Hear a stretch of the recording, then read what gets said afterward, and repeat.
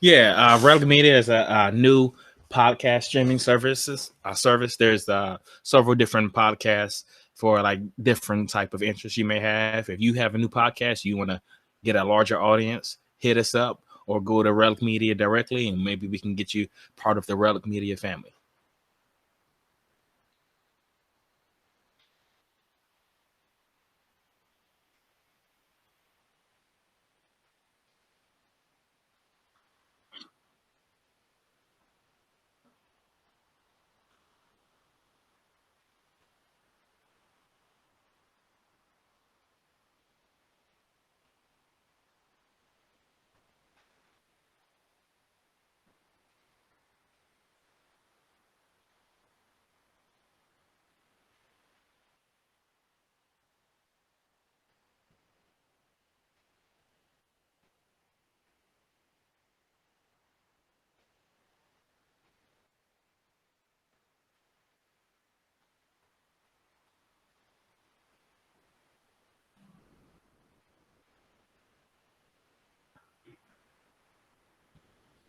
Yeah, thanks so much for having me on the podcast, guys. I just want to go ahead and mention, even though, we all have our own opinions and everything, I understand that it's all love and just you guys even just appreciating, and I appreciate you guys having me on the show. But as far as prisons, I just do feel like they do serve a purpose in our society, in terms of just being there to instill trust within our community to know that there is a place for bad people to go.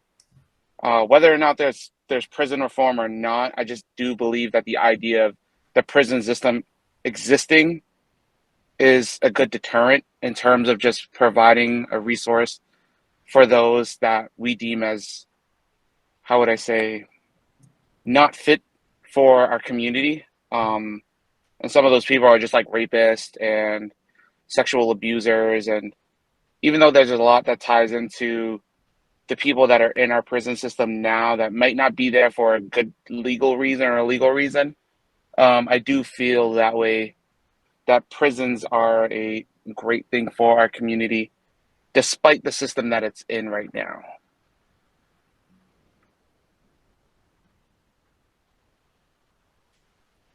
Me personally, I do believe in the death penalty. I believe up until a certain extent, an eye for an eye.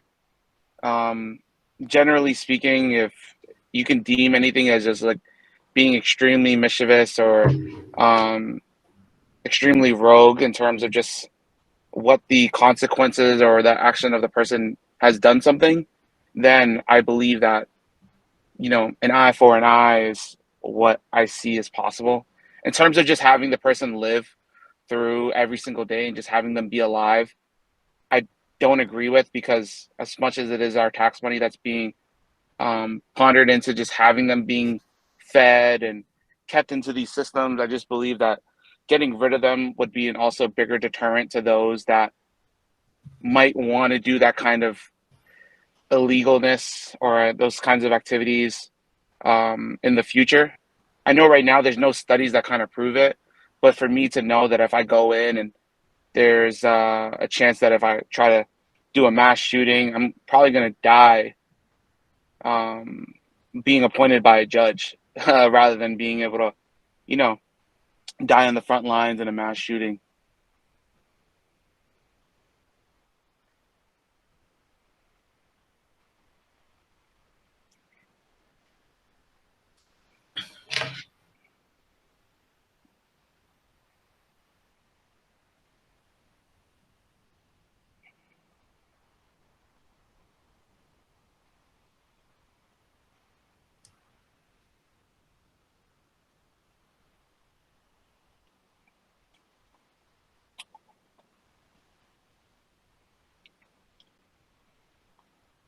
Yeah, I think that's a great question. I believe that having the prison systems around are great deterrents. Maybe not for like the reform aspect in terms of how we rehabilitate our prisoners to come back into the real world, But in life, I do believe that there's consequences to our actions. So I feel like if we didn't have these prison systems around, I feel like the world would be a lot crazier than it actually already is. And as far as the second part to your question, in terms of just having the death penalty as a deterrent, I do believe that too, just because of the fact that if you're willing to do all these crazy things to these people that are harmless, or just even people that are just going about their day, and you feel like you're in the right to just get over on them, I believe that, there is a chance for you to be decided by the people that you should die.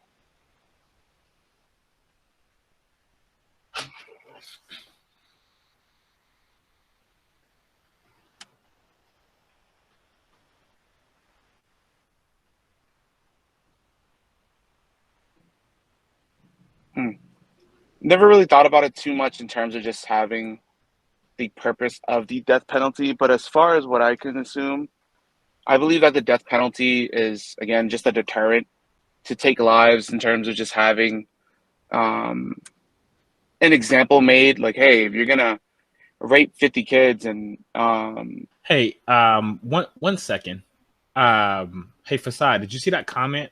They said you can't hear you.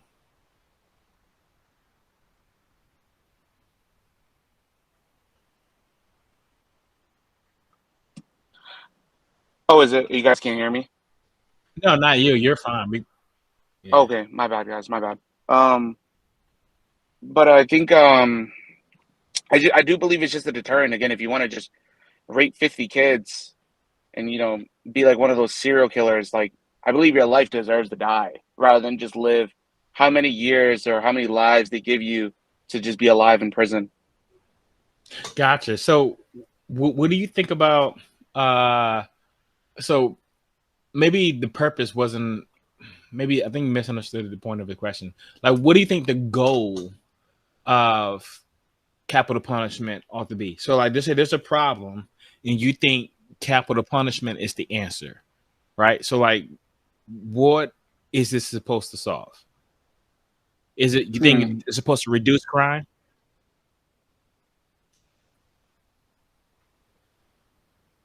Hold on one second. I think that's a great question. Like, in terms of what it's supposed to solve, Yeah, I think it solves the fact that they won't have them in our system or be alive for those victims to feel like, all right, that my perpetrator out there is still out there being alive. I feel like if I were to kind of go through some of those traumatizing moments and me being violated and knowing that person is still out there, is still alive, I probably wouldn't be able to sleep at night, even the fact that they're in a jail system. And that might not answer your question, but then again, that kind of alludes to just me not really speaking about it as much. How about this? So, like, I would say the goal of the criminal justice system in general is to promote the well-being of society. Would you disagree? No, I think that's generally the simpler way of me explaining it. Yeah. So the death penalty in a way would be supposed to do that, right? Yeah, I would agree. And I think that's what my words can definitely be explained as. Just wanted to make sure. So, like, have you looked at some of the scientific studies surrounding the death penalty? No, but you can definitely go ahead and educate me. Sure. So, like, every single study that I've found ever that I saw, that there's actually negative correlation between declining crime rates and the death penalty. So, like, as in the states where the death penalty is enacted, they actually experience more crime over the past 10 years than the states where there was no death penalty. Yeah, there's a pretty effective study that shows that, like, states that have the death penalty versus the states that don't have the death penalty, there's no decrease in crime. So it doesn't really work as at least specifically the death penalty doesn't work as a deterrent. Do they? That's what it says scientifically, that the death penalty doesn't actually occur as a deterrent? Well, not necessarily that it's not a deterrent. Well, at least I don't want to speak for Facade, but from what I saw with the studies, that there's a negative correlation. So it's not saying it isn't acting as a deterrent, but actually, well, in states where they have the death penalty, there's actually increased in crime. Well, Wow. there's not a decrease.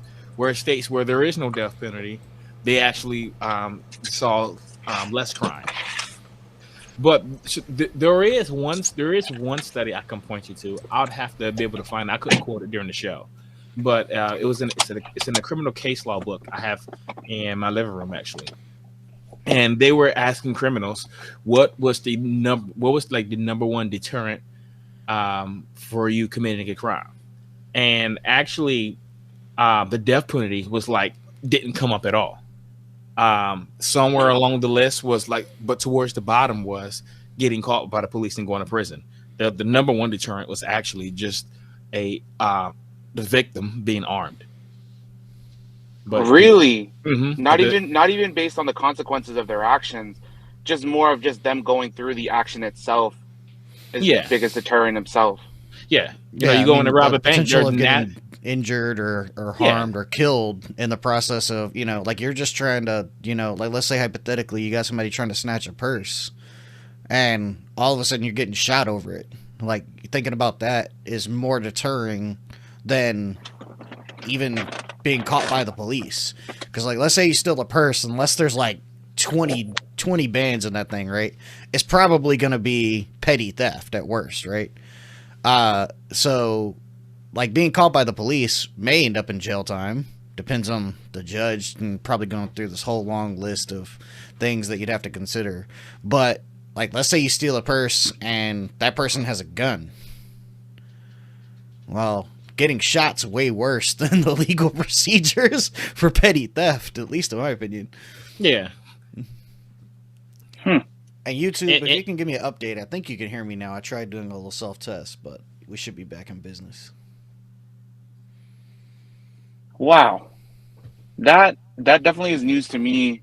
I understand this, that we're definitely basing some of our opinions here, and you guys are presenting a lot of the facts. But in terms of how I feel, though, the deterrent itself is a lot more scarier to know that, all right, I'm going to be sent away, and then ultimately someone's going to make the deciding factor that I'm going to die based on my actions.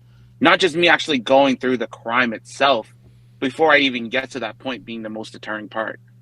I think us as humans, we're very much 1, 2, 3, go. So as far as anything just popping up, if you have a goal and a mission to kind of do something, I think you're just going to get it done rather than just feeling I don't know if someone's going to rob me or try to fight back. Or I feel like when most people are trying to steal and stuff, most people are just kind of let them have it. Well, that depends on where you are.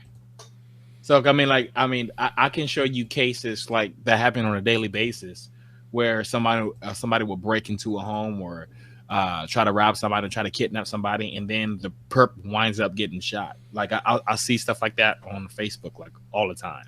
And so, and I'm not saying that it happens, that this is more likely to happen than actually going to prison. I was just saying, in the survey that I was reading in this criminal case law book, and it's a really old survey, by the way, but they were saying that that's what most criminals, that's what most perpetrators actually fear. Whether or not that fear is rational or not, I'm not saying that. I'm just saying that that's just the based on the studies. Yeah, that seems to be the number one deterrent. And I could see. I could see some sense in that. Just think about it. Let's say if I'm going to go kill a bunch of people, right? I'm going to be a mass murderer. Well, where am I going to go? I'm probably going to go somewhere where people lack the ability to fight back, right? So I'm not going to run into a gun club and start blasting people, right? Because they're going to shoot back at me. I'm not going to go into a police station. I'm going to go somewhere where they're unlikely to be able to fight back. Like a school, probably a mall where no guns are allowed or anything like that.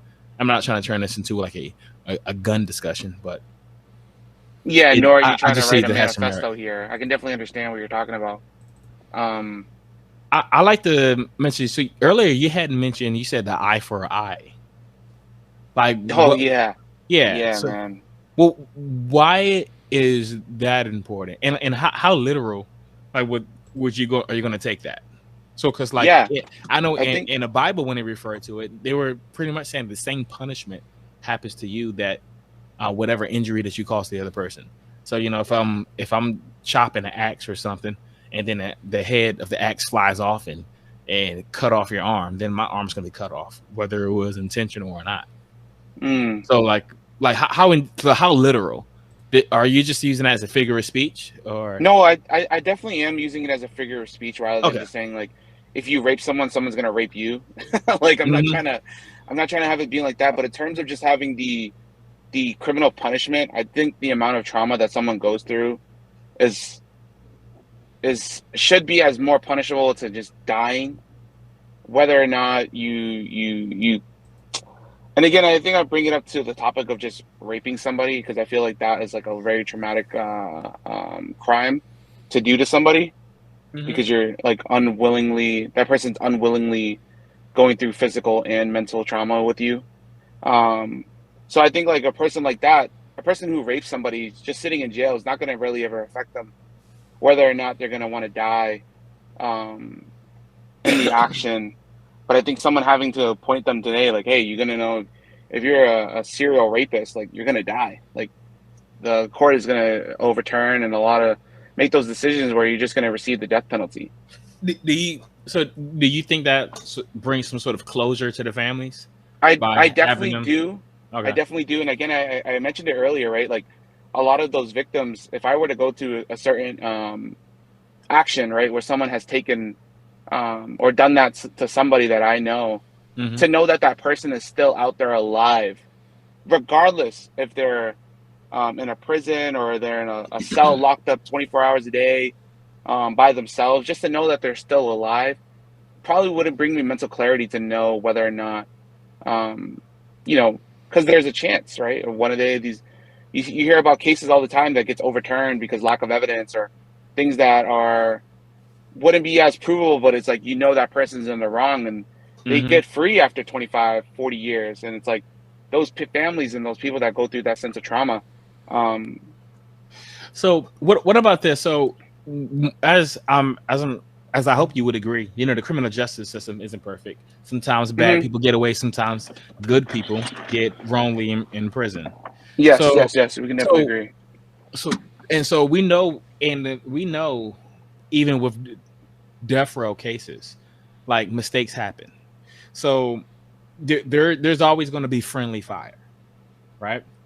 How many innocent people are you willing to execute to get the bad guy? That's a great fucking question. Holy shit. How many innocent people am I willing just to get the bad guy? Yeah. And I think I wouldn't put a number to that. I think a lot of it, I only bring up again a certain amount of people, like the Boston Marathon bomber, right? Mm-hmm. Like, there's so many times this guy has awaited trial in order to undergo the death penalty. Actually, I'm not even sure. For I don't think Massachusetts has the death penalty. No, they don't. Probably not. They're pretty They don't. They're, They don't. yeah, they're pretty yeah. conservative when it comes to protection of criminals. If that makes You probably have to go down to like Texas, Mississippi, stuff like that. Some of those Right, backwards right. But kind of I states. remember again. I No remember offense kind if of you're from growing up. Mississippi. I kind of remember growing some up. offense. Like, some people were just saying like, "Why isn't this guy receive the death penalty?" Even me knowing that, like, all right, like this guy has proven, time and time, and the evidence just shows up that he's the bomber. In terms of how many So lives I want to take, yeah, so let's say that's we not too got the many. bomber with Mm-hmm. the bomber, right? We know he did Mm-hmm. it, right? So we know this bomber is the bad guy, right? We caught Right. him. Yeah. In order to execute him, we have to implement the death penalty, Oh, like a right? certain amount of people before we get him. Well, no. Here's the thing: like, so in order to execute him, we first have to implement the death penalty, and we know with the death penalty, we know there's also going to be innocent people who are going to be killed as well. So that's what I'm asking. So, like, right. Because yeah, we right? implement the death penalty, there might be an innocent person sitting on death row that will also get killed. Yeah, not Right, might be, right. not might be. I mean, statistically, No, it that will is be. Yeah. exactly what happens. So Right, so exactly. so would you kill? So how about this? So like in order to get 10 bad guys, 10 people who like I'm talking about child murderers, child rapists, etc. Like in order to get um 10 bad ones, would you There's kill a good? 30 innocent people. I was gonna say just a good man, one good man. One Like good man. yeah, Holy shit. yeah, just one good man. He good man, raises family, kids love him, you know, work hard, loves his community and everything. You know, would you kill that one innocent man to get rid of these 10 horrible people? And you said the one innocent man is wrongfully convicted? Yeah, just one. It's just one. And you get 10 bad people. Probably not. Yeah, I mean, I wouldn't either. I don't wouldn't either. think I would. I think again with that ratio, I thought you were going to go the other way. I thought you said, all right, No.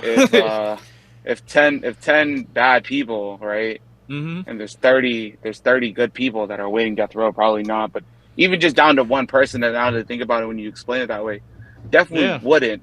But again, that comes down to our system in terms of how we're convicting our criminals. Sure.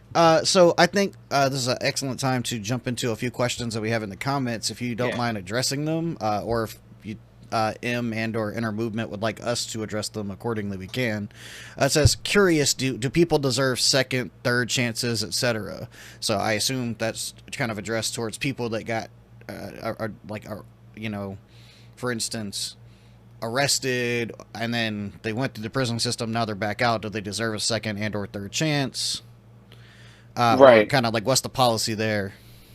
Oh yeah. You guys said you want to.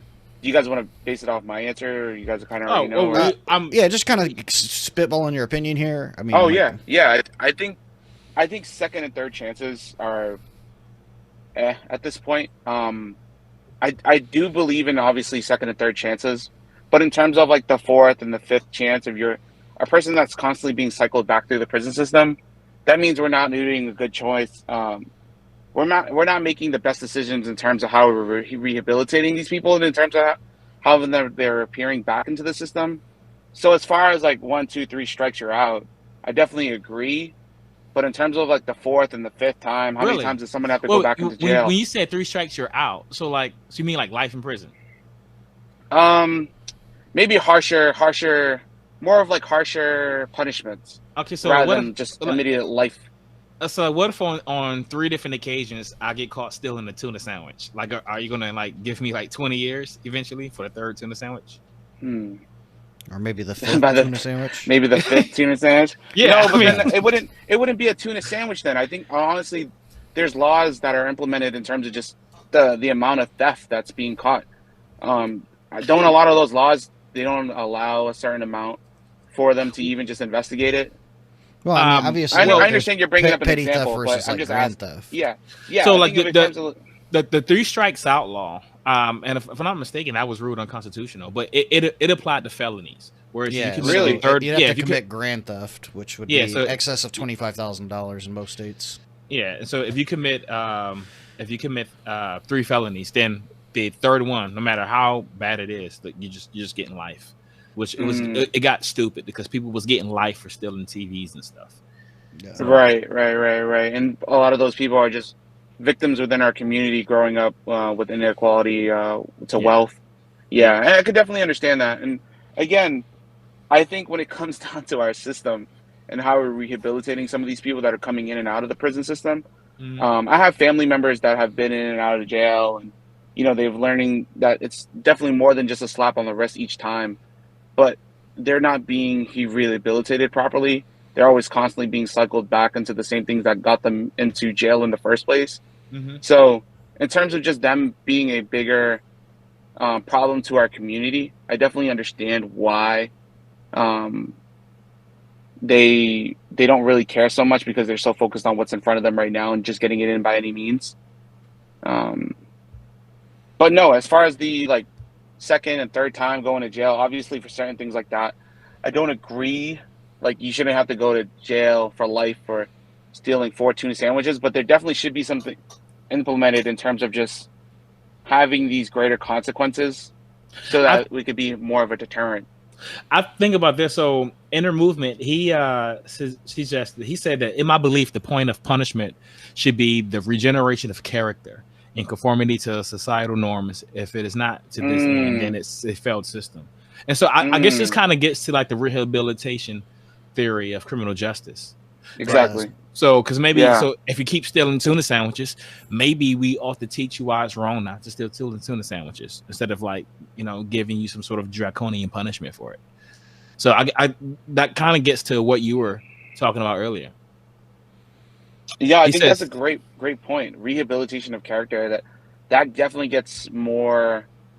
And he said an outcast system may be the closest to fulfill this end. I get the impression that inner movement is a anarcho-capitalist, because that is I am an anarcho-capitalist, and that's how we recommend criminal justice ought to be done. No prisons, we outcast. You just ostracize. Let's run through these questions real quick so we get back to the combo. He said, "What about 1,000 bad people for one good one?"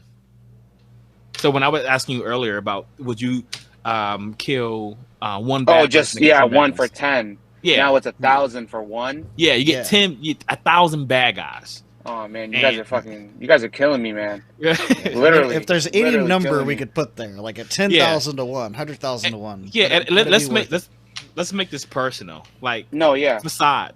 All you gotta do is kill Facade. You get 1,000. You get 1,000 bad guys. I might take that up though.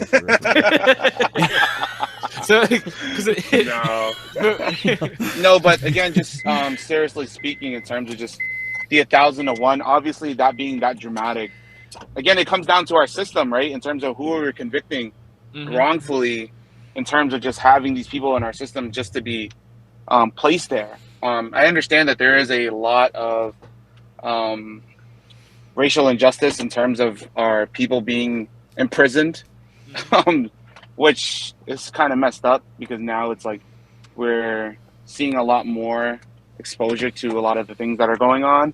But in terms of 1,000 to 1, no, I can't really make that decision for that. But in I terms think of where just the question's ultimately going to go is there any number of bad people in which you would sacrifice one good person? No, there isn't. And I think that's the simpler answer. There is no amount of good people I would sacrifice for as many bad people. I think the ultimate sacrifice I'd probably take is that there was no bad in life in general. I'd probably sacrifice myself. Gotcha. So how about this? So here's the thing. When we're talking about how many good comments. This song's comment. 1,000 Hitlers. Holy shit! Oh, all right. No, okay. I think that's a joke. He's trolling. Because now you guys, this is some kind of fucking mental warfare going on right here with my character. This is insane. That was just a joke. I think we should go back to M's where it says, "What about a drug addict?" So I think that's a good example of like a question for like real prison reform, or at least like the concept of prison. So somebody that's like addicted to drugs or has had problems abusing, like with drug abuse or alcohol abuse in the past, in which they wound up in jail and or prison, and then got clean for a while because they didn't have access to it, and then wound up back in prison. Like, is there still like a 3 strikes law, or do you think there should be harsher punishments each time they go back, or like where do you stand on that? That's a great question. Whoever asked that, and again, I appreciate how a lot more things are here to be more respectful to others' opinions. I've never joined any of this stuff before, but definitely appreciate getting out of my comfort zone and just having these questions being asked. I make sure we try not to trample you, but I'd like to get your opinion and ask questions. So that question right there, again, I think it comes down to a case-by-case basis. I don't think a person that is going through, drug issues or alcohol issues should be in the same kind of prison system as certain criminals that are either killing people or like serial killers, even though they definitely get put into the same general population in terms of just having them there. But in terms of a 3-strike law, I think it comes down to what are we doing within our communities to like prevent these issues from happening. rather than just having them being in and out of the jail system. So that way we just don't. Again, it sucks because you see it every day, and a lot of those people nobody grows up and just wants to be an alcoholic that's going in and out of the jail system, Yeah. or a druggie that's going in and out of the jail system. But again, in terms of the people that's providing those drugs or the people that are doing those things to our people in our community, then I think that becomes the bigger question is how we handle those problems rather than it actually getting into the hands of our people.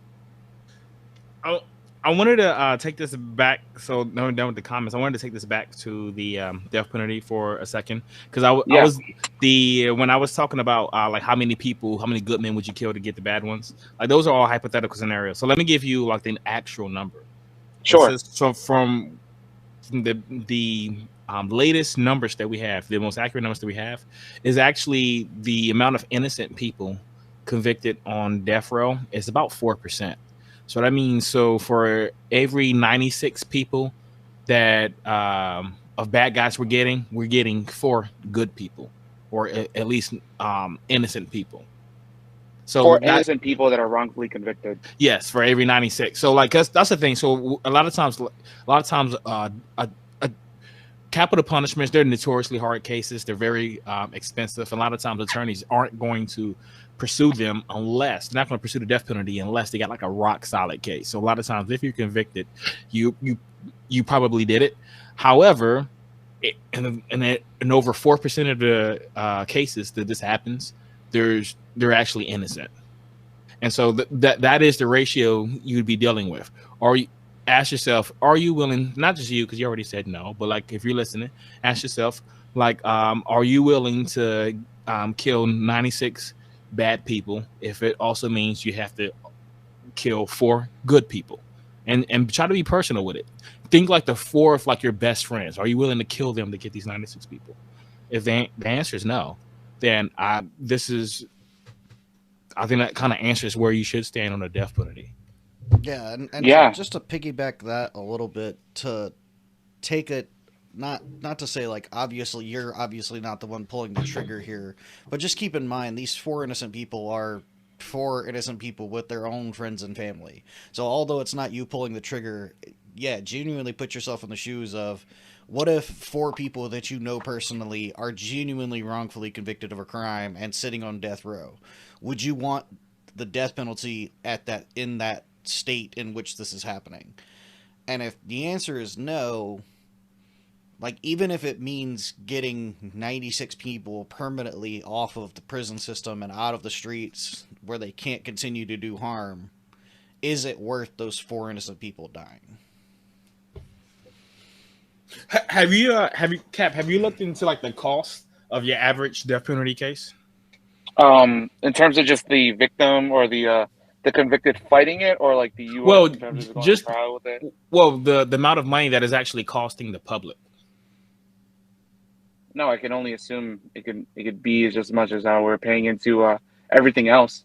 Yeah, it's actually it's like almost twice as much. So like your average your average non-death penalty cases is about $740K. That's how much the taxpayers are costing for. We're talking about representation, bailiffs. I mean, literally everything that goes into a trial. So right.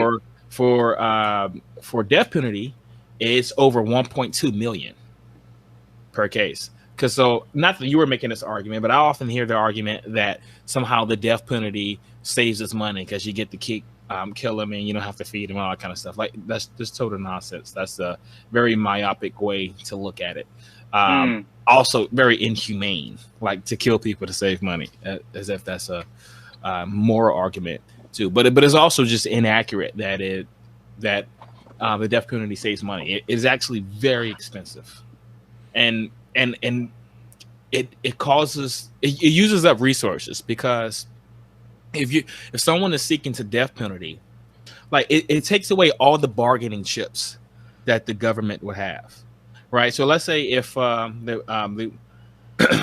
seeking a non-death penalty, we could say, hey, if you just admit to this, if you go ahead and plead guilty, we'll lighten the punishment. Also, if you give us some more names, then of other people who are involved, we might lighten it even more. Like the death Mm. penalty completely takes away all of that.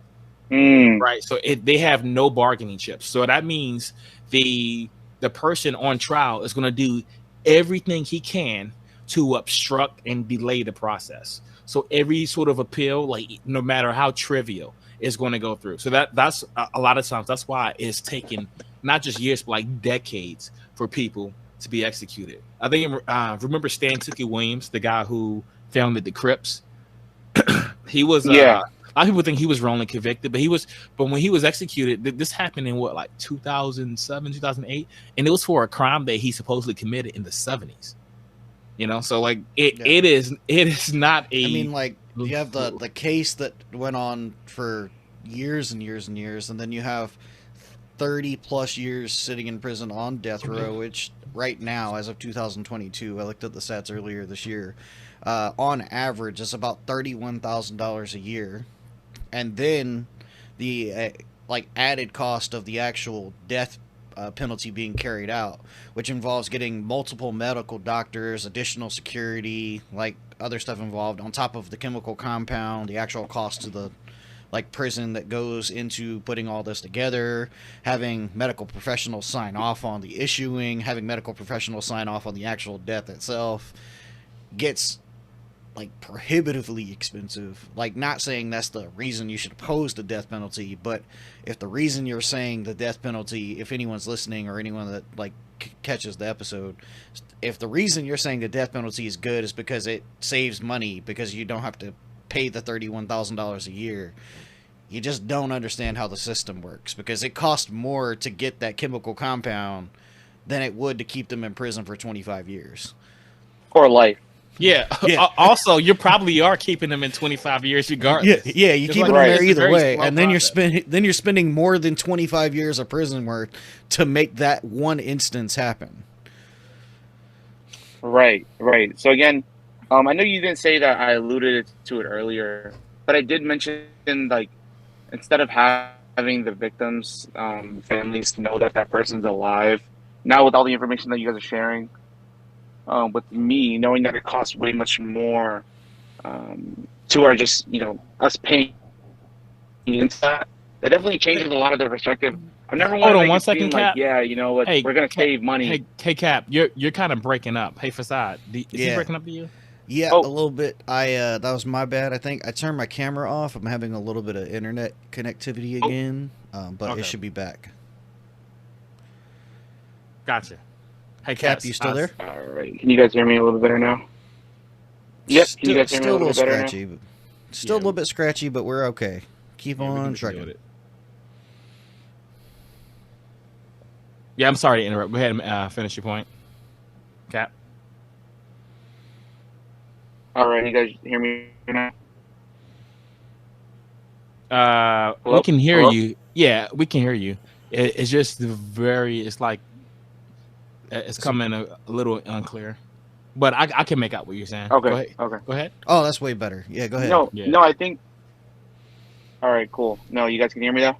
Yeah. You're good now. Yep, good. Cool. No, again, now that with all the information that you guys are sharing, it definitely does change my perspective. Who are we convicting and why are we convicting? Now, how would you guys feel in terms of those that are wrongly convicted? Do you feel we kind of keep them in there for life, where they just slowly die out, or do you feel like their treatment and just them living through the same cycle or everything like that? You mean people who are wrongly convicted? Bearable, or what do you guys think? So, people who are wrongly convicted who are sentenced to life in prison or something like that. Right. I'm definitely up for I definitely support the appeal process and going back and reviewing cases, performing audits, making sure that all the due diligence was done. I'm all for that. Nothing racially motivated. Yeah, and here's the good part of that is that if someone's wrongly convicted when they're serving life, we can try to rectify that. We can get them out, and then try to make it up to them. right? So like try to give them like so much money for however time it's off. You know, just, we can try. There are steps we can do to try to right the wrong that the criminal justice has done to them. The Right. The death penalty completely removes that. Right, because that person is no longer here with us. Mm-hmm. Yeah, and so yeah, so I mean, it's unfortunate. There are. Hold on one second. Hey, Facade, you know the intro screen is showing. Yep, I'm working on something in the background. Okay, gotcha. So so I mean, it's unfortunate that anybody would serve any amount of time for a crime that they didn't do, but at least the opportunity is there for us to rectify it, because it's far too often we find out on the news that we killed somebody who shouldn't have been killed. You know, that is problematic, and especially, I mean, what about their family? You know, think about like a loved one, like I don't know, brother, sister, or mom, whatever that's important to you. You know, imagine them being killed for something they didn't even do. Right? That's going to cause a lot, unrest with you, a lot of social unrest for the community. To me, there's just no good in it. Right, and like just being in there in the wrong place at the wrong time, pretty much.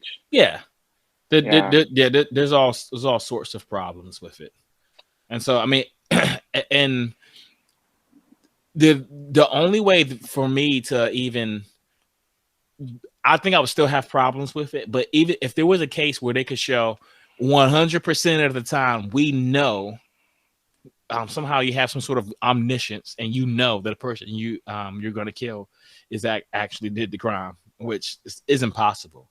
But for me, that's the only way that we should even be having a conversation about it. Otherwise, the fact that we might kill innocent people is totally unacceptable. You know, like even like I used to work in law enforcement. I used to be a cop. You know, and here's one thing: we're trying to get there's a bad guy in the crowd, right? And we need to take him out, right? Let's say he's an immediate threat to the public. Like, I'm not going to shoot through an innocent person to get him, right? Well, that's like precisely what the death penalty is going to have to do. Right, shoot through those innocent people just to get to that one guy. Yes. Right. And again, I know there's a lot of intangibles to that because you guys are trained to make those decisions to not do so.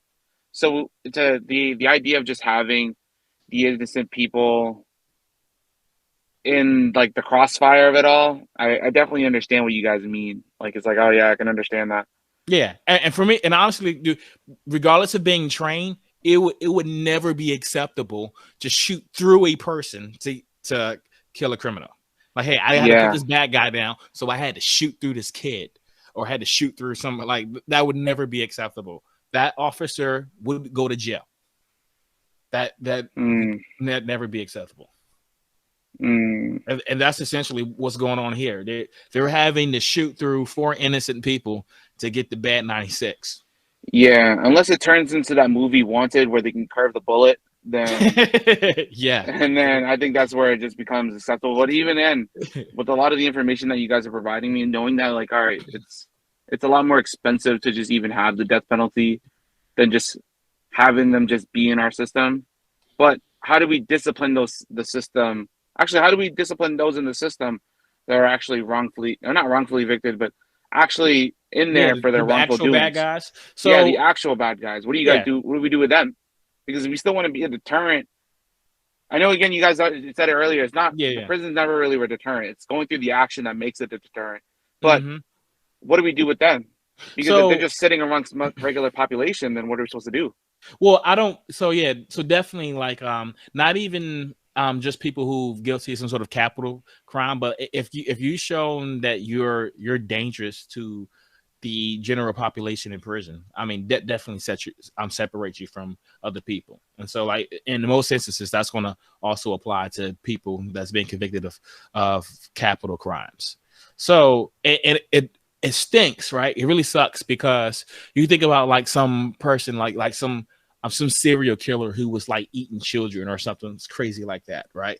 And you're like, man, this guy deserves to die. And I totally agree. This guy deserves to die. However, you have to deal with the fact that you still have to get innocent people just to get this guy. And so that's what we talk about, like our priorities. What's more important, getting the bad guy or not getting the good guy? Yeah, like for me, sending you to prison for something that you have not done, that's totally unacceptable. That's the side that I have to lean on. I have to err on the side of caution. And it really sucks. Like I said, I can definitely think of crimes that people have committed, and I can think, yeah, that person deserved to die. You know, I mean, I just watched the Jeffrey Dahmer documentary. You know, it's like, you know, that, yeah, they should have killed him, you know, but it's the problem with the collateral damage. So, I mean, I'm not for making, replacing a death penalty with some sort of like luxurious prison or anything, you know, just keep them in there. Despite how, despite how egregious it is, you know, to be executing, you know, 4 innocent people per 90 per 100, you know, still like the number's pretty high. So that means like they have a 90%, 96%, you know, accurate conviction rate. So, what was I going to go with that? When you said again, not going through the crossfire for those that are innocent, are we talking about the person that's actually convicted for killing those innocent people, or just the people that are convicted but wrongfully convicted? Well, like, are we thinking of the victims, or are we thinking of the person that's wrongfully convicted that's in that system, that we're not going through the innocent for? So like, well, I mean, I'm considering both. So you think about this. So like, getting the bad guy is easy, right? So think about like then like the medieval times, like getting the bad guy is easy, right? Some guy comes and murder one of your family members, you go and kill his entire family. So you know you got at least one of them, right? Because whoever did it, you just killed everybody. So getting the bad guy is easy. If you think about the criminal justice system, a due process, right? You think about how the 4th, 5th, 6th Amendment work, right? You know, right to trial by jury, you know, right to presentation, all that kind of stuff, right? All of those are protections for the innocent. It's the main goal of the criminal justice system. For me, if you really need to be making sure you don't get good people, that you don't convict the wrong guy. And that's why that's why you have all of these sometimes tedious, sometimes like redundant, you know, protections just to stop people from being wrongfully convicted. Right. That's what the whole purpose is. Like I remember in high school, they did the Serial podcast of that guy Adnan Syed. He was just recently freed. I don't know if you're familiar with that case, but I don't know if he was awaiting death trial. But again, they didn't have enough information. He was just the wrong guy at the wrong time. And now after all these years, they finally set him free. And I definitely appreciate the fact that you said that too. It's right. We can at least have them still alive to at least, even though we can't really make up the time that's spent in the prison system, but at least them still being alive is a lot more better than them just having that decision for them to die innocently. Definitely. I know Facade, he wanted to bring up a point.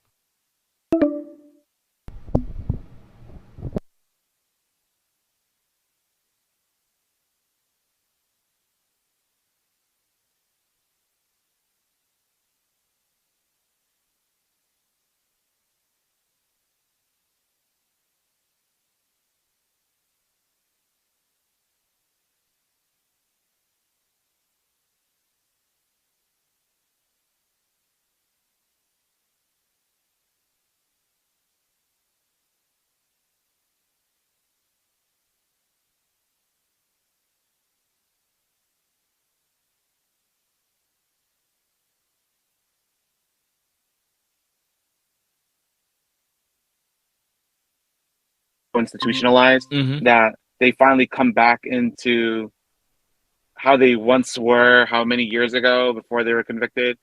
and then start rehabilitating some of those habits. As far as doing anything personal, again, I don't know too much, but I would want more improvements in terms of how we're educating our convicted felons and just Well, everybody in general, that if they are looking to seek out, um, being a part of the freedom that they so-called have here in America, um, we should do better in terms of just making sure that they don't have to go through a second or a third strike. how about this? So, like, when we talk about people coming out of prison and assimilating back into society, one of the biggest roadblocks they run into is their criminal record.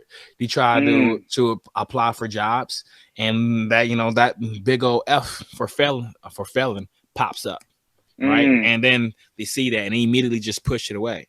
So, like, on one end, this severely hampers their ability to assimilate back in society. And like some of them are well qualified to do a task and they're no longer a risk, but this record is stopping them from being able to obtain that employment.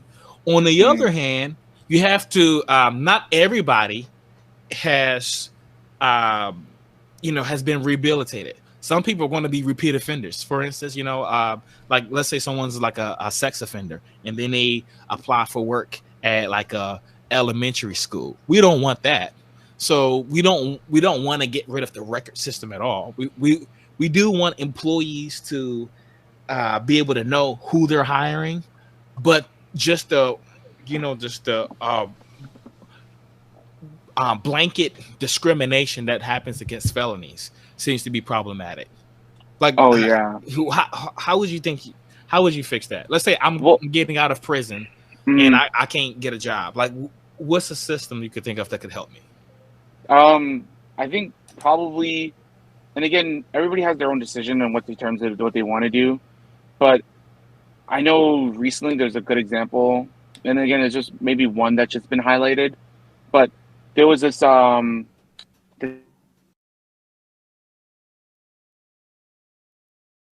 this guy, he came out of prison and he became an entrepreneur for his own, which was, I think it was like he had this motto of like prison fit or something like that, and it's just basically saying that like he's getting your like how people come out of being institutionalized and they're a lot more fit because that's all they have to that's pretty much what they can work on. Yeah. And when they're awaiting trial or just being around, they just want to get stronger, either to defend themselves or defend others, or just for their own good, because it's the only thing that they can do. I think entrepreneurship would probably be the way that you would probably want them to take that route, letting them know that, hey, like because of the action that you've done. And again, I'm not talking about those that are wrongfully convicted. Again, the people that are actually like sex offenders, or people that are those people that are like maybe like drug dealers or something like that. You teaching them other ways where they don't have to actually rely on being employed.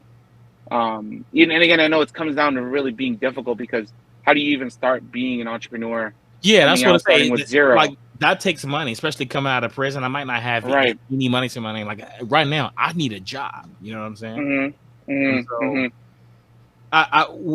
M had brought up a point. He's talking about how most entrepreneurs fell through, and in a lot of cases that does end up happening, right? And fell through. What do you mean? Like when you go out, or just like like most of the time, it's not.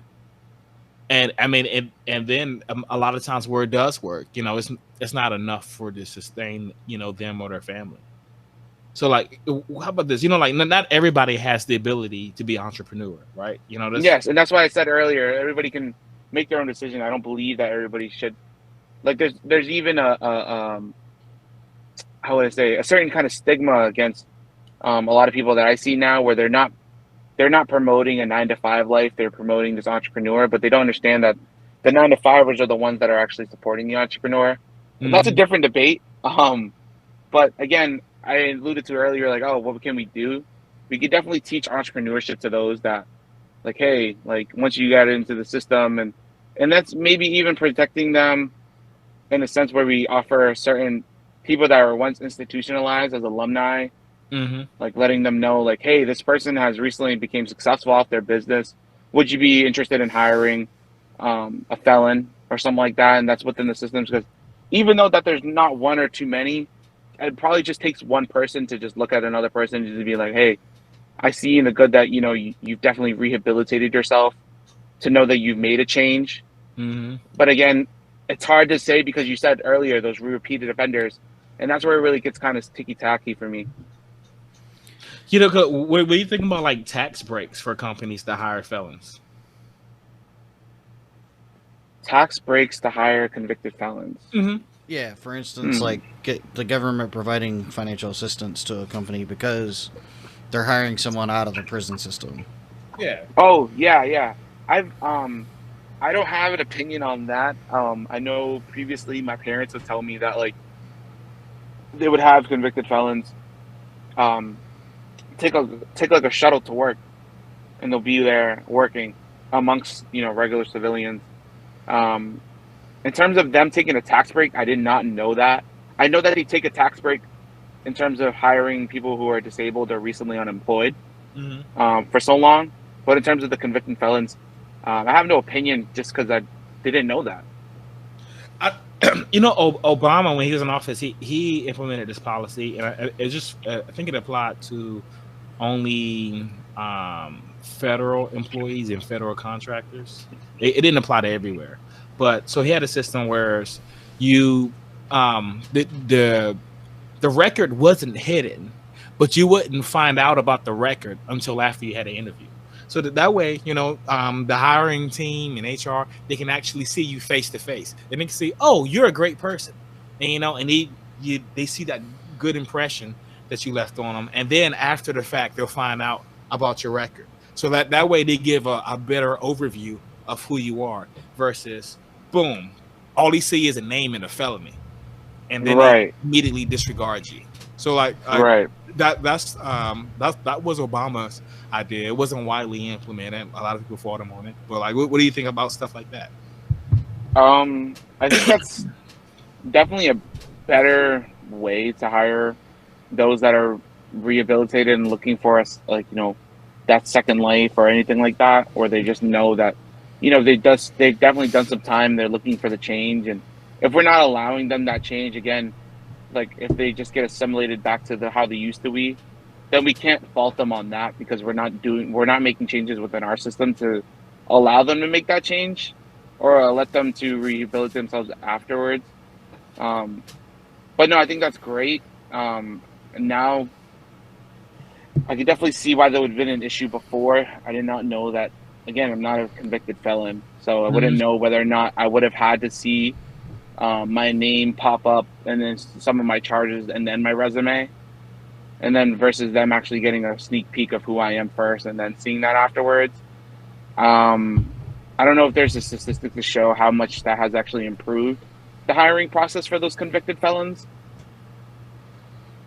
Yeah, it was implemented on a very small level, and I'm not sure if it's even still a thing. Because like Obama was like 7 years ago now. So, and I don't want to get too into politics, but Trump took down most of Obama's policy, so that probably is not even still a thing. I'm not sure if Biden did anything afterwards.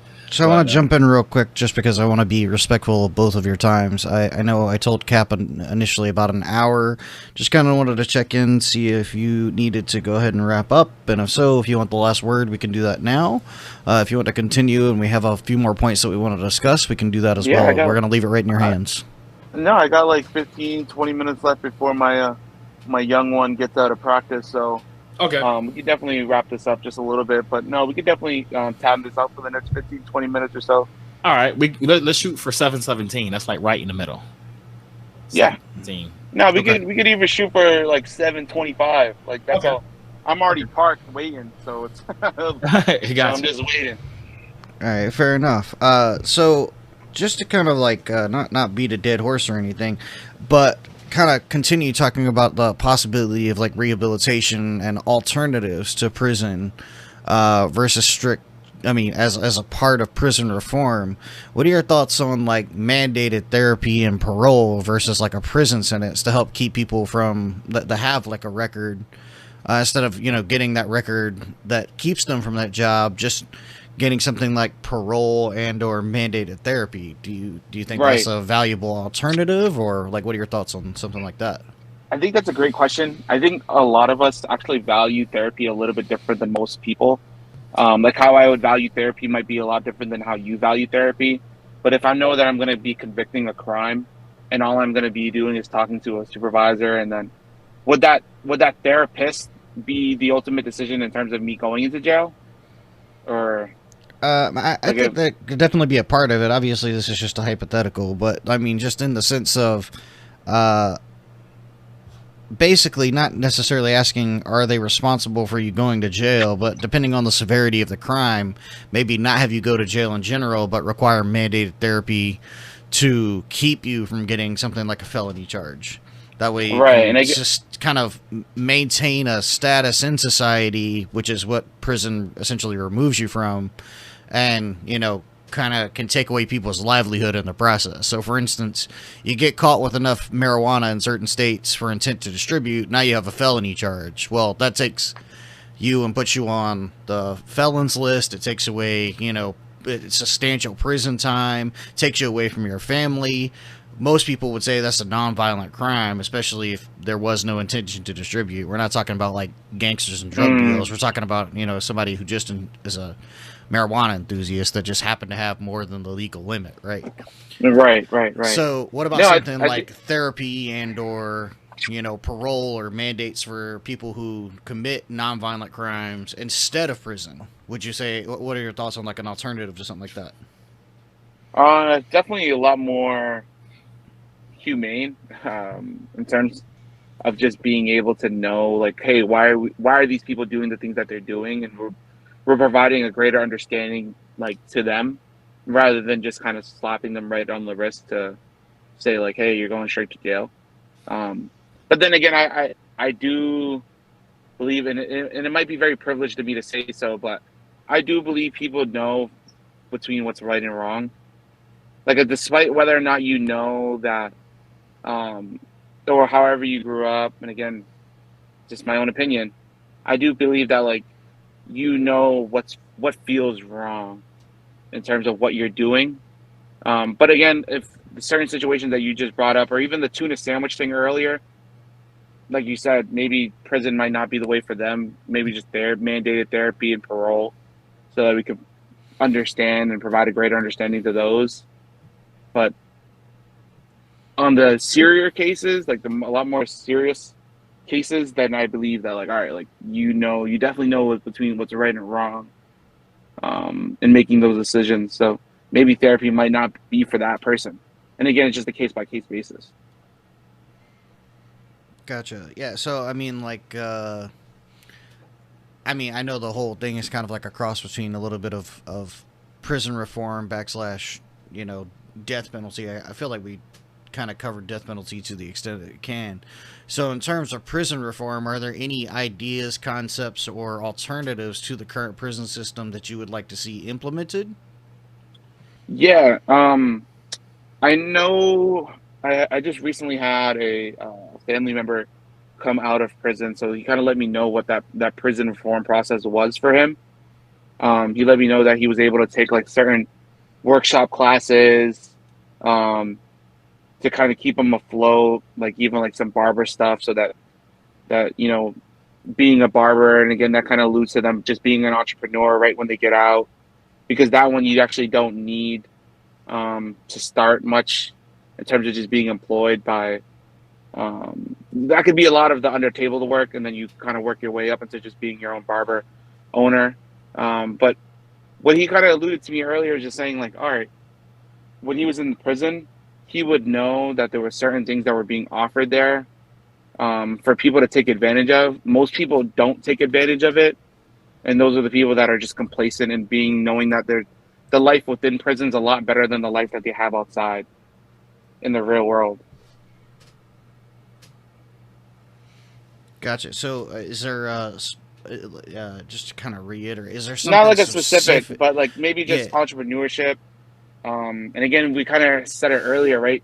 It's kind of hard with not having them have any money out the gate, but different, more workshop classes that provides them a trade. Um, one of the guys that I was just fixing one of my family's house. He was a convicted felon. He told me that he learned a lot of the electrical work was in the prison system, so that when he came out, he was offered an apprenticeship to work under somebody. That was someone pointed them in the right direction, but again, they just fell through. But I guess more workshops so that we can provide them, hey, this is how you might want to sustain your life afterwards when in terms of just being free. So that the way they're just not, I don't know, sitting at a wall. But again, I think it varies based on the criminal. What do you think about opportunities in the military? Would you be opposed to that?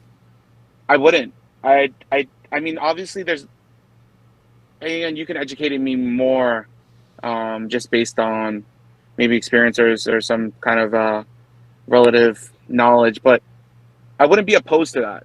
Like enlisting those that are like, hey, would you take a lesser sentence to serve in our military? And again, I think it varies. I don't think sex offenders, exactly, rapists are going into the military. Exactly. I understand that there's a very peculiar way in how our U.S. military wants to carry themselves.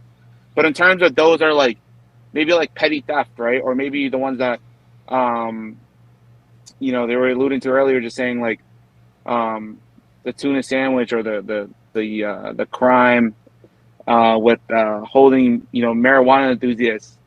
If repeat offenders, I'd be like, hey, like, would you take a lesser sentence? And I wouldn't be opposed to that. Yeah, like because I mean, I'm not a big fan of using the military as a punishment because we want a volunteer force, because like volunteer forces are shows to be better for different reasons. But like I'm definitely open for the opportunity for them to serve. I mean, with some caveats, right? So like if depending on the type of crime that was committed, right, and also it would vary depending on the type of job that you wanted in the military. So like, I mean, if you committed some job, I mean, if you committed some crime and it putting you in a specific MOS, like military occupational specialty, that if you're not familiar with Army terminology, that means like your specific job in the Army. But if their crime puts you at a specific type of risk within a certain MOS, maybe we can like say, hey, you don't qualify for this MOS, but you could still join the Army with this other job. Like, I'm all for stuff like that. I actually had I'm not gonna say his name, but I had a family member back in the 70s, 60s, was just like 60s. He stole an ambulance, and to avoid going to prison, he actually enlisted in the Army and served in Vietnam and all that kind of stuff. So and it worked out for him. He did a fine job in it. So yeah, there's actually an entire TV series dedicated to a very well-known previous hacker that was actually enlisted by the FBI instead of taking a prison sentence.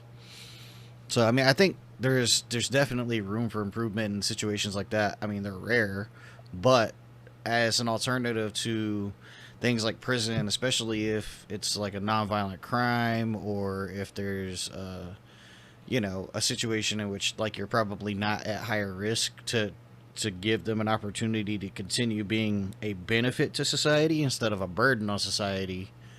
It seems like that might be a better, more valuable option, at least in my 2 cents on that. God damn, stealing. I definitely agree.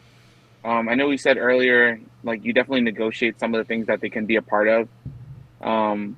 Would you still say that they deserve the same benefits as a volunteered person that would get, or so maybe those get lessened, or do you feel like they deserve the same adequate amount of pay, or are they getting paid? Like, what are we doing? Yeah, I wouldn't mess with the pay. The only thing that I would look at, like I would consider the risk and with how much level of clearance you're giving them and how much harm they could do. Like for instance, like in my MOS, right, intel and electronic warfare, like with my skills, I could do a lot of harm to the United States, right? So you want to be careful with who you would want to let in that MOS. Like we Right. don't. Yeah. So like matter of fact, like my specific MOS, like you have to be a citizen, right? So and also they look at they looked at how many like tickets I had. It was like huge investigation for me to get the specific MOS that I am in the Army. So I mean it's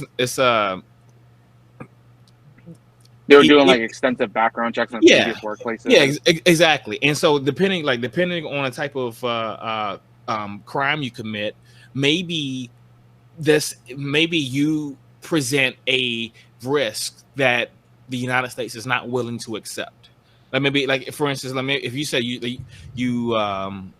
stole a tuna sandwich or something like that, you know, well, that could lend credence to your integrity, and maybe we don't want you dealing with sensitive systems, you know, or classified information.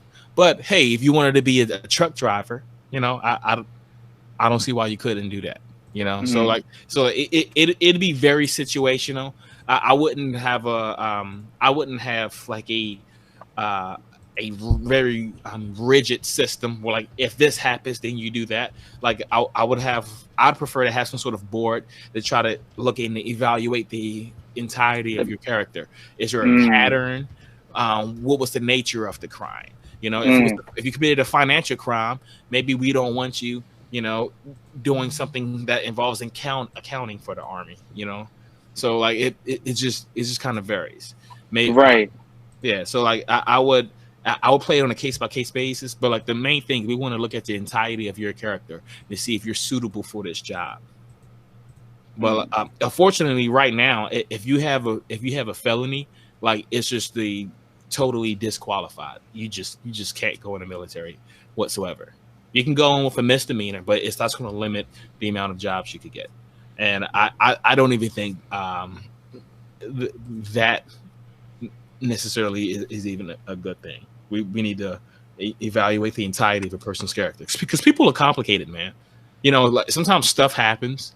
You know, it's a one-off incident that, you know, maybe had you know, an accident happened, you know, and if you winded up committing a crime just by not even knowing it, you know, like that's what I'm saying. Like, situations is complicated, life is complicated, people are complicated. Having like a one size fits all rigid system, it's really gonna it's gonna do more harm than good. I think in a lot of the cases. We try to be more flexible. The benefits of rigid systems that it ignore biases, right? Because if what I was saying, like, hey, like trying to leave it up to a board and evaluate the entirety of a character, it allows people to be like prejudiced and stuff like that. Right. Somebody asked that definitely makes a lot of sense. Somebody asked about a first DUI. No, I know somebody in the Army. Well, I know several people in the Army with very sensitive MOSs, and they've had not just one, but like several DUIs. So no, a DUI isn't necessarily a disqualifier. It's something that they will look at, but no, it's not a disqualifier. I definitely agree with that. I think that system definitely would probably work. And again, now you told me that with felonies they wouldn't allow them, but we could definitely offer them positions where, like you just said, the truck driver example, if you're fucking with somebody's money, we probably wouldn't want you you know, in our accounting aspect. But I also do agree, I don't know, I would agree with the pay aspect though, because now we're just turning these people like into like, how would I say, like, if they're just doing the crime, and again, I guess it just varies on the kind of crime. But now we're just turning them into. But you objected to the pay. So like, let's say like well, what type of crime would someone have to commit for you to say they would get paid less? Right, that'd probably be a great question. What kind of crime would I would? A crime. Yeah, let's say like, I mean, I'm trying to be super generic. Like I stole a PlayStation 4. I burglarized somebody's home and stole a PlayStation 5 or something like that. Right, like a home invasion with a weapon and everything like that. Well, like, they weren't even. I didn't even have a weapon. Like, if you committed a violent crime, I would be very I guess more partial against you not being in the military, especially the Right. Army and Marines, where everybody's a rifleman. Right. But where let's say like I broke in somebody's home. I knew they weren't there, and I stole their PlayStation for it. Like, would Mhm. you? And I said, now I want to serve my country to try to help make up my debt. Would you, in that sense, would you try to take the diminish my pay? But how about No. this? How about this? I don't mean to overtalk you, but No. That's fine. how about we diminish the pay for a little bit, right? To like, hey, we're going to dock your pay for like maybe like a year or a year and a half to so you can repay your crime to society, and then after that, you'll get paid just like everybody else according to your pay grade. Yeah, benefits, pension, everything like that. Yeah, Yeah, I could definitely. I think the docking aspect probably complements what I was thinking but it wouldn't because be permanent in your it sense. wouldn't be permanent. Yes, Okay. I wasn't thinking permanent, but I also thinking like there's no way that we should just employ these people that are having these crimes Mm-hmm. or even just committing these crimes to just getting paid right away, even though that the work as servicemen they do is rightfully so. Like I understand like the money that's being paid, or you might feel that it's being underpaid. I know that it's a lot of hard work that's being put into our military. Um, but to say that they kind of deserve the same pay for the person that volunteered into it right away, that'd be discouraging for me to know as me joining, like, hey, me joining the army or the military, knowing that the same guy that just convicted the crime is joining and getting the same pay as me and not being docked, probably be definitely deterring for me to join, rather than just servicing my country. Because if I know I'm being treated the same way as he is, Mm-hmm. then I'd be like, oh, all right. But then I also don't want to instill some kind of hierarchy towards me over him. But I think the docking aspect definitely complements what I was thinking. I would say like in these cases like I wouldn't even make it public, like I would think it's probably best not to let other service members know why they're there, because I mean Oh, right. Mm, yeah, I guess. Right? They'd be like, oh, what are you in for? And then like, you just can't share that information. yeah, yeah. I mean, you just have some other story, but generally, it's probably be a bad idea, because like for hazing and also, I mean, yeah, I mean, someone's telling me that they're not in here voluntarily, but just here just to avoid going to prison. I'm definitely going to look at them a certain kind of way. I can tell you this as someone who's in the army like right now, so Right. That's what I was alluding to earlier. Is just like, how can I ever feel that like, all right, you're just in here because you're just trying to get away from your punishment, or this is a part of your punishment, and I'm here just getting paid. yeah. Like Yeah, I mean, I know it would be. they're deeming the work that I'm doing as a punishment. Yeah, I mean, I know it'd be infinitely more complex, but you could potentially even set up like a unit and/or multiple units and/or multiple MOSs specifically in mind for people trying to do that exact thing. Where you Oh, what, like have set up like a suicide squad or something? no, Yeah. no, I don't mean like that. I mean more like people that like for instance, like when the army goes out and does like road repair and stuff, and it's like states of emergency and stuff like that, where it's physical labor that I know for instance National Guard gets rolled in when you have like national emergencies for snow events and other stuff like that, Right. where it's going to be hard physical work anyway, and then you say, oh, we're going to doctor pay for a few years, or we're going to a year or 2 years or etc., and then we're going to basically allow you to move through 4 years, and then if you want to transition to a different MOS that's not specific for this, you could do Hmm. so after you've served that time. No, That I would definitely basically, understand. keeping them not like from the grips of society, but at the same time, like basically giving them an opportunity to still progress as individuals and actually contribute to the society they live in. No, I definitely agree. I think that's probably a better way to do it. Because again, just the way I kind of grew up and have aspect of life, I can definitely understand why that might be a better alternative. Um, And I understand it would definitely be a lot more complex because we're all speaking very hypothetically. But in terms of just everything overall, it's definitely learned a lot today. What else is there? We Well, wanted I to give think you the last word. Yeah, I was gonna say I think we're at the time now where essentially if there's anything you wanted to add, anything you wanted to plug, anything like that, the next couple minutes are yours. You're gonna have last word of the show. When you hang up, all we do is a little bit of tidy work, which means we're gonna talk about what the episode's gonna be about next week, and thank everybody for watching. So Yeah. if you have anything you want to talk about, anything you want to say, get off your mind, you're more than welcome to do so now. The floor is yours. Yeah, I just want to say thank you to both of you guys for having me on the show. I was talking to Facade. He was like, "Hey, we need one for the show," and him and I were already kind of talking about this earlier. And I appreciate how everybody, has been so really respectful, and just having just a conversation. Never at once did I ever feel like you guys were, attacking me or feeding. Like I was being fed to some wolves.